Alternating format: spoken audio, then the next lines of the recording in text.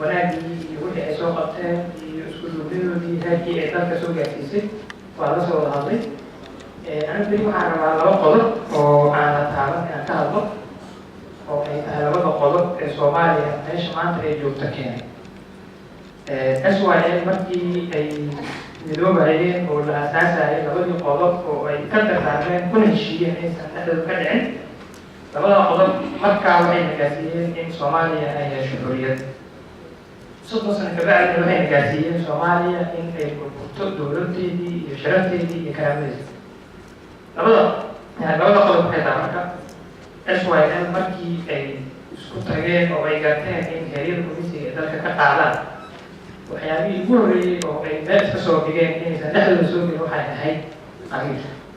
inaysan dhexdooda ka dhicin wax la yidhaahdo qabiilaysi iyo adeer iyo iswalaaleysi. inay keliya yihiin dad Soomaaliyeed oo Soomaaliya oo mid wax kale oo u dhexeeya aysan dhexdooda soo gelin.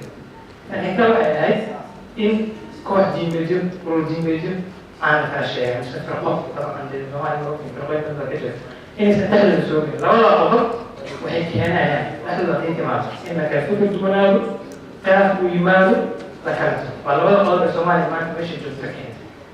labada qodob waxay suurto gelisay SYL inay dalkii heerka aad ogtihiin ay soo gaarsiiyaan. 30 sano maxaa qabsanay caawa heerada dhammaantu waa dhinteen dad kama noola. faatixada aan u marno Allah u naxariisto sharaftii iyo karaamadii iyo dalka ay soo gaarsiiyeen waa ku mahadsan yihiin. doorkoodii iyo kaalintii ay waddanka ku lahaayeenna way qaateen.